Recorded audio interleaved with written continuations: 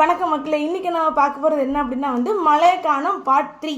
அதாவது எந்த மலை அப்படின்னா ஹிமாலயன் மவுண்டன் கிட்டத்தட்ட நீங்கள் பார்த்தீங்க அப்படின்னா அதோட மவுண்டன் கிளேஷியர்ஸ், அதாவது பனிப்பாறைகள் கூட என்ன ஆகுது அப்படின்னா உருகிட்டு இப்போ என்ன நடக்குது அப்படின்னா கிட்டத்தட்ட 230 மில்லியன் பீப்புள் அவங்க அந்த தண்ணியால் வாழ்கிற அந்த மலைவாழ் மக்கள்லாம் பாதிக்கப்படுறாங்க.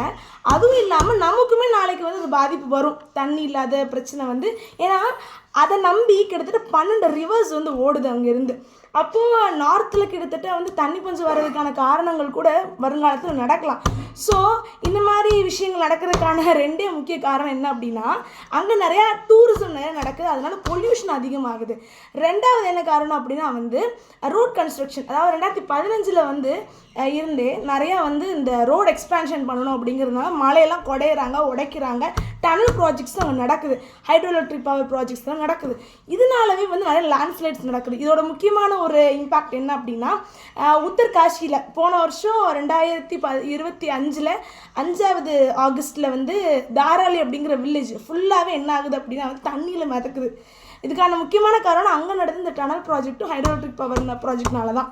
ஸோ இது வெளியே தெரியல, என்ன சொல்கிறாங்கன்னா குளோபல் வார்மிங் அது இதுன்னு சொல்லி காரணத்தை சொல்லி முடிச்சிடுறாங்க. ஆனால் இக்காலஜிஸ்ட்லாம் சொல்கிற ஒரே காரணம் இந்த 2 காரணங்கள்னால தான். ஸோ இதை நம்ம எப்படி தடுக்கலாம் அப்படின்னு நீங்கள் பார்த்தீங்க அப்படின்னா பக்கத்தில் இருக்கிற ஊருக்கு போய் சுற்றி பார்த்துட்டு வாங்க. எல்லோரும் லடாக் தான் போகணும், எல்லோரும் உத்தர்காஷி தான் போகணும் அப்படின்னா இங்கே எல்லோரும் அங்கே போய் ஒரு இயற்கையை என்ன பண்ணுறோம் அப்படின்னா நம்ம அழிச்சிக்கிட்டுறோம் அப்படிங்கிறத நீங்கள் மறந்துடாதீங்க.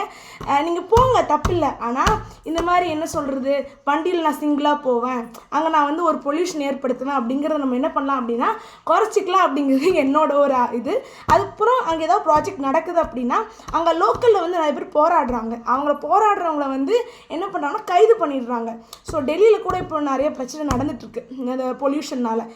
அப்படி ஏதாவது நடக்குது அப்படின்னா அதுக்கு நீங்கள் சப்போர்ட் பண்ணுங்கள். தயவு செஞ்சு அவங்களுக்கு எகென்ஸ்ட் எதுவும் இவங்களாம் இப்படி இருக்காங்க அதை அரசியலாக்க நீங்கள் பார்க்காதீங்க. அவங்களுக்காக கூட கைகோர்த்து போராடினீங்கன்னா கண்டிப்பாக நம்ம எல்லாரும் ஒரு நல்ல ஒரு இடத்துல இருக்கலாம். ஸோ நம்ம மழையும் காணாமல் போகாது, நம்ம மழை நல்லா இருக்கும்.